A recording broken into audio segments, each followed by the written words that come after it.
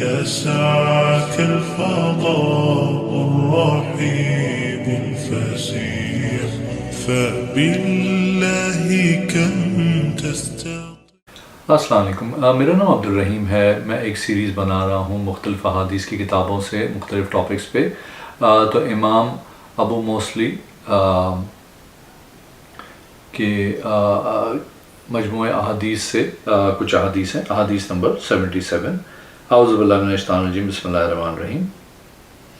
حضرت ابو برزہ رضی اللہ تعالیٰ عنہ سے روایت ہے، ایک آدمی نے حضرت ابو بکر رضی اللہ تعالیٰ عنہ کو گالی دی۔ میں نے عرض کی، اے اللہ کے رسول صلی اللہ علیہ وسلم کی جانشین، کیا میں اس کی گردن نہ مار دوں؟ حضرت ابو بکر نے فرمایا، نہیں، حضور صلی اللہ علیہ وسلم کے بعد کسی کے لیے جائز نہیں۔ ایک اور حدیث ہے، حدیث نمبر 78۔ حضرت سیدنا ابو بکر صدیق رضی اللہ تعالیٰ عنہ سے مروی ہے کہ نبی کریم صلی اللہ علیہ وسلم نے فرمایا، جنت میں وہ جسم داخل نہیں ہوگا جس کی تربیت حرام غذا کے ساتھ کی گئی ہو۔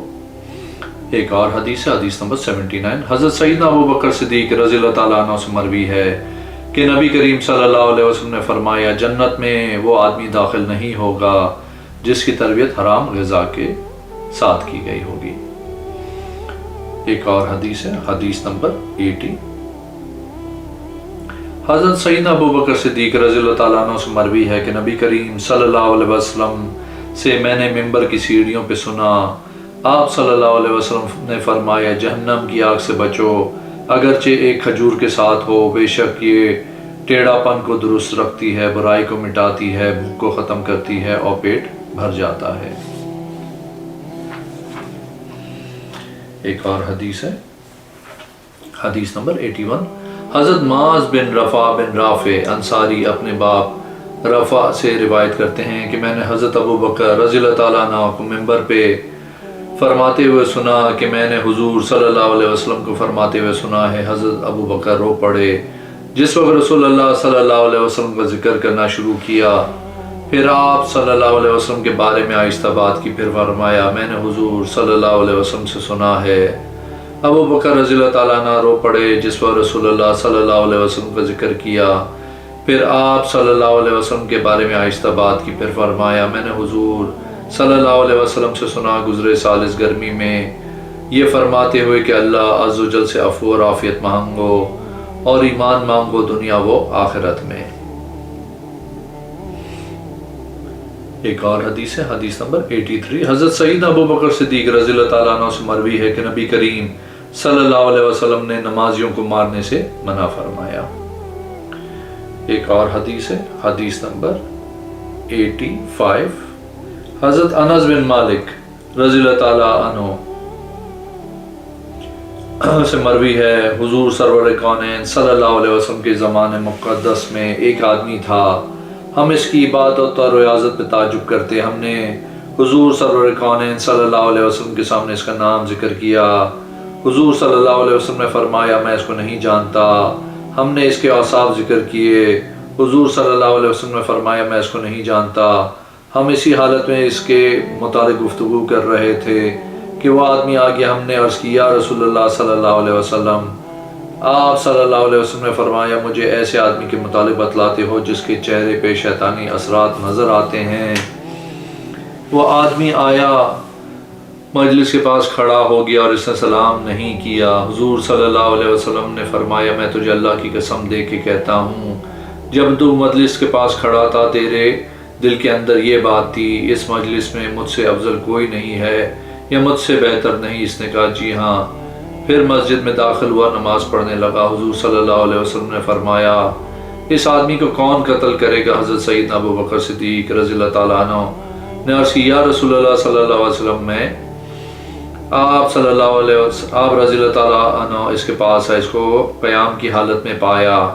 آپ رضی اللہ تعالیٰ عنہ نے فرمایا، سبحان اللہ، میں ایسے آدمی کو قتل کروں گا جو نماز پڑھتا ہے، حالانکہ حضور صلی اللہ علیہ وسلم نے نمازیوں کو مارنے سے منع فرمایا ہے۔ آپ رضی اللہ تعالیٰ عنہ واپس آ گئے۔ آپ صلی اللہ علیہ وسلم نے فرمایا، اے ابو بکر، تو نے کیا کیا؟ عرض کی، یا رسول اللہ صلی اللہ علیہ وسلم، میں نے ناپسندیدہ کیا کہ میں نمازی کو قتل کروں، اور آپ صلی اللہ علیہ وسلم نے نمازیوں کو مارنے سے منع بھی فرمایا ہے۔ حضرت عمر فاروق رضی اللہ تعالیٰ عنہ نے عرض کی، یا رسول اللہ صلی اللہ علیہ وسلم مجھے اجازت دیں۔ آپ رضی اللہ تعالیٰ عنہ مسجد میں داخل ہوئے، اس نے اپنا سر سجدے میں رکھا ہوا تھا۔ حضرت عمر رضی اللہ تعالیٰ عنہ نے کہا، ابو بکر رضی اللہ تعالیٰ عنہ مجھ سے افضل ہیں۔ وہ نکلے تو رسول پاک صلی اللہ علیہ وسلم نے فرمایا تھا، چھوڑ دیا، میں نے اس کو سجدے کی حالت میں پایا، بس میں نے اس حالت میں اس کو مارنا پسند نہ کیا۔ پھر آپ صلی اللہ علیہ وسلم نے فرمایا، کون ہے جو اس آدمی کو مارے گا؟ مولا کائنات سیدنا علی مرتضیٰ شیر خدا کرم اللہ وجہ کریم رضی اللہ تعالیٰ عنہ نے عرض کی، یا رسول اللہ صلی اللہ علیہ وسلم میں اس بدبخت کو قتل کرتا ہوں۔ آپ صلی اللہ علیہ وسلم نے فرمایا، علی اگر تو نے اس کو پا لیا تو یقیناً قتل کر دے گا۔ حضرت علی رضی اللہ تعالیٰ عنہ آئے، وہ بدبخت دفع ہو گیا تھا، بس حضور صلی اللہ علیہ وسلم کی بارگاہ میں آئے تو آپ صلی اللہ علیہ وسلم نے ارشاد فرمایا، چھوڑ دیا۔ آپ رضی اللہ تعالیٰ عنہ نے عرض کی، یا رسول اللہ صلی اللہ علیہ وسلم میں گیا تو وہ چلا گیا تھا۔ آپ صلی اللہ علیہ وسلم نے ارشاد فرمایا، اگر آج اس کو قتل کر دیا جاتا میری امت اولین و آخرین میں 2 آدمی اختلاف نہ کرتے۔ حضرت موسیٰ فرماتے ہیں، میں نے محمد بن کعب رضی اللہ تعالیٰ عنہ کو فرماتے سنا، اس کو حضرت علی نے قتل کیا تھا۔ ایک اور حدیث ہے، حدیث نمبر 86۔ حضرت زید فرماتے ہیں، حضرت ابو بکر رضی اللہ تعالیٰ عنہ انہوں نے میری طرف کسی کو بھیجا جنگ یمامہ میں، آپ کے پاس حضرت عمر بن خطاب بھی تھے۔ حضرت ابو بکر نے فرمایا، عمر میرے پاس آیا ہے، اس نے عرض کی کہ جنگ یمامہ سے بڑے قاری قرآن شہید ہوئے ہیں، میں خوف کرتا ہوں کہ اس طرح قاری شہید ہوتے رہے تو سارا قرآن چلا جائے گا، میری رائے یہ ہے کہ آپ قرآن جمع کرنے کا حکم دیں۔ حضرت ابو بکر نے حضرت عمر کو فرمایا، کیا میں ایسا کام کروں جو حضور صلی اللہ علیہ وسلم نے نہیں کیا؟ حضرت عمر نے عرض کی، اللہ کی قسم یہ بہتر جمع کرنا۔ مسلسل حضرت عمر مجھے عرض کرتے رہے یہاں تک کہ اللہ عز و جل نے میرے سینوں کو کھول دیا، جس طرح اللہ نے حضرت عمر کے سینوں کو کھولا تھا، میری بھی وہی رائے ہو گئی جو حضرت عمر کی تھی۔ حضرت زید فرماتے ہیں کہ حضرت ابو بکر نے فرمایا، آپ نوجوان سمجھدار رہے ہیں، ہم آپ کو متہم بھی نہیں کرتے، حالانکہ آپ حضور صلی اللہ علیہ وسلم کی وحی لکھتے تھے، آپ قرآن کو تلاش کریں، آپ جمع کریں۔ حضرت زید فرماتے ہیں، اگر مجھے ایک پہاڑ اٹھا کے دوسری طرف منتقل کرنے کا مکلف بنایا جاتا تو مجھے ایسا کرنا زیادہ آسان تھا۔ میں نے عرض کی، میں وہ کام کیسے کروں گا جو حضور صلی اللہ علیہ وسلم نے نہیں کیا؟ حضرت ابو بکر نے فرمایا، اللہ کی قسم حضرت ابو بکر و عمر رضی اللہ تعالیٰ عنہ مجھے مسلسل ابھارتے رہے یہاں تک کہ انہوں نے میرے سینے کو کھول دیا، جس طرح ابو بکر عمر کے سینے کو کھولا تھا۔ میں نے قرآن تلاش کرنا شروع کیا، میں نے جمع کیا پرچوں اور شانوں کی ہڈیوں اور کھجوروں کے پتوں سے اور مردوں کے سینوں سے۔ میں نے سورہ توبہ کی آخری آیت خزیمہ بن ثابت سے پائی، وہ آیت ہے لَقَدْ جَاءَكُمْ رَسُولٌ مِّنْ أَنفُسِكُمْ۔ وہ مصاحف جو ہم نے جمع کیا تھا جس میں قرآن تھا، وہ حضرت ابو بکر کے پاس رہا ان کی زندگی میں۔ حضرت ابو بکر کا وصال ہوا تو حضرت عمر کے پاس رہا، جب حضرت عمر کا وصال ہوا تو حضرت حفصہ کے پاس رہا۔ ایک اور حدیث ہے،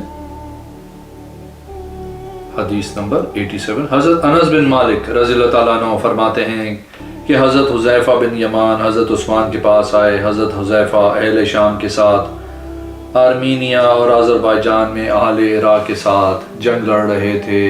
حضرت حذیفہ کو ان کی قرات کے خلاف نے پریشان کر دیا۔ حضرت حذیفہ نے حضرت عثمان سے عرض کی، اے امیر المومنین، اس امت کو سنبھال لیں، ایسا نہ ہو کہ یہ یہود و عیسائیوں کی طرح اللہ کی کتاب میں اختلاف کریں۔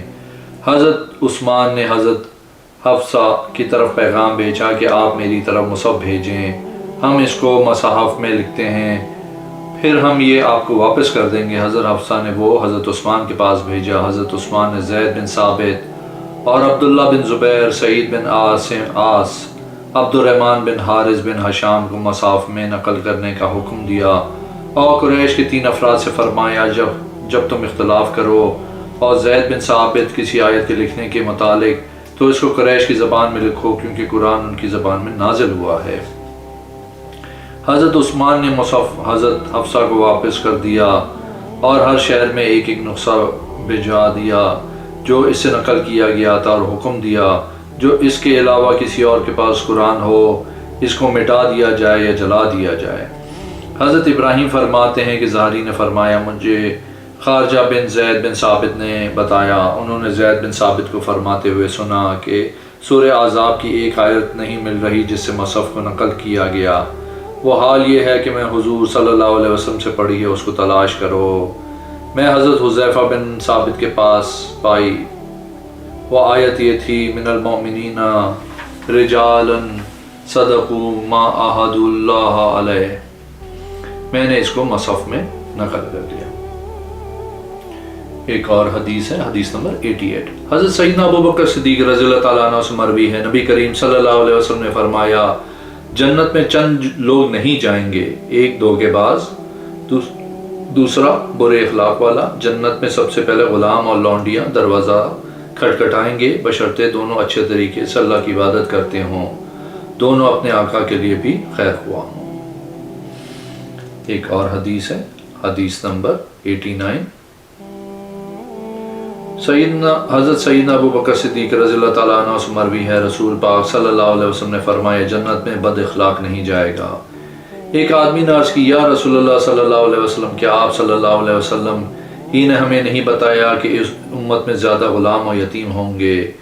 فرمایا جی ہاں۔ فرمایا تم ان کی ایسے ہی عزت کرو جس طرح اپنی اولاد کی کرتے ہو، جو تم کھاتے ہو ان کو بھی کھلاؤ، جو تم پہنتے ہو ان کو بھی پہناؤ۔ صحابہ نے عرض کی یا رسول اللہ صلی اللہ علیہ وسلم دنیا میں اس کا کیا فائدہ ہوگا؟ آپ صلی اللہ علیہ وسلم نے فرمایا وہ گھوڑا جو اللہ کی راہ میں تو نے باندھا تمہارا غلام تمہاری کفایت کرے گا، جب وہ نماز پڑھیں گے وہ تمہارے بھائی ہیں، جب وہ نماز پڑھیں گے وہ تمہارے بھائی ہیں۔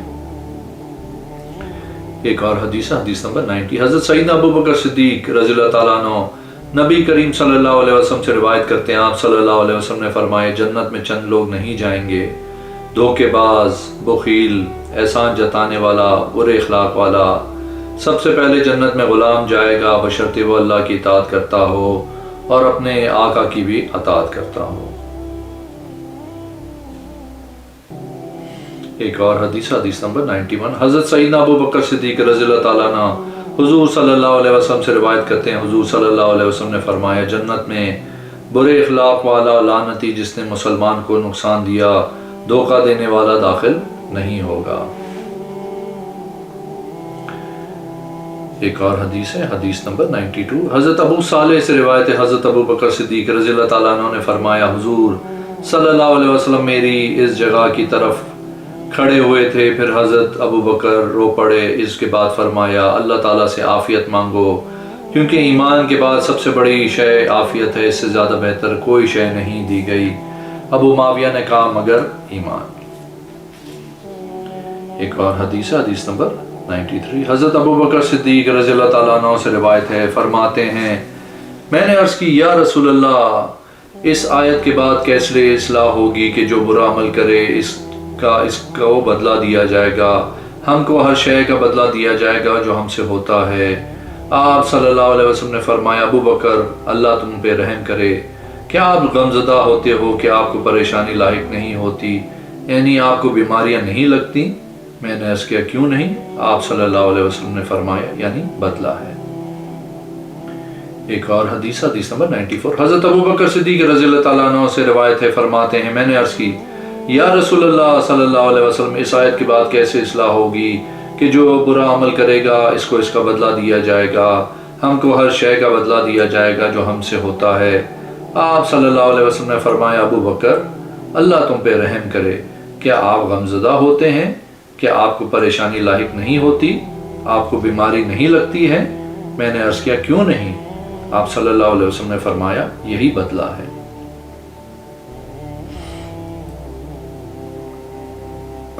ایک اور حدیث ہے، حدیث نمبر 97، حضرت ابو وائل سے روایت ہے، فرماتے ہیں مجھے بیان کیا یا حضرت ابو بکر رضی اللہ تعالیٰ عنہ کی حضرت طلحہ سے ملاقات ہوئی۔ حضرت ابو بکر نے فرمایا کیا ہے؟ میں آپ کو پریشان دیکھتا ہوں۔ حضرت طلحہ نے فرمایا میں نے حضور صلی اللہ علیہ وسلم سے سنا وہ گمان ہے کہ واجب کرنے والی ہے، میں نے اس کے متعلق آپ سے پوچھا نہیں۔ حضرت ابو بکر رضی اللہ تعالیٰ عنہ نے فرمایا میں جانتا ہوں کہ وہ کیا ہے، فرمایا لا الہ الا اللہ۔ ایک اور حدیث ہے، حدیث نمبر 98۔ حضرت سیدنا ابو بکر صدیق رضی اللہ تعالیٰ عنہ سے روایت ہے، حضور صلی اللہ علیہ وسلم ایک جگہ اترے، ایک عورت نے اپنے بیٹے کے ساتھ ایک بکری بھیجی، آپ صلی اللہ علیہ وسلم نے اس کا دودھ نکالا، پھر فرمایا یہ اپنی ماں کے پاس لے جاؤ، ان کی ماں نے پیا یہاں تک کہ وہ سیر ہو گئیں، پھر دوسری بکری لائی گئی، آپ صلی اللہ علیہ وسلم نے اس کا دودھ نکالا، پھر حضرت ابو بکر کو پینے کے لیے دیا، پھر ایک اور بکری لائی گئی، آپ صلی اللہ علیہ وسلم نے اس کا دودھ نکالا، پھر خود اس کو نوش فرمایا۔ ایک اور حدیث ہے، حدیث نمبر 99۔ سیدنا ابو بکر صدیق رضی اللہ تعالیٰ عنہ سے مروی ہے، حضور صلی اللہ علیہ وسلم نے مجھے اہل مکہ کی طرف برات کا اعلان کرنے کے لیے بھیجا کہ آئندہ سال کے بعد کوئی مشرک حج نہ کرے اور کوئی خانہ کعبہ کا طواف ننگ ہو کے نہ کرے، جنت میں صرف مسلمان ہی جائیں گے جس کا رسول اللہ صلی اللہ علیہ وسلم کے ساتھ معاہدہ ہو گیا، اس کا معاہدہ اس کی موت تک برقرار رہے گا، اللہ اور اس کا رسول صلی اللہ علیہ وسلم مشرکین سے بری ہیں۔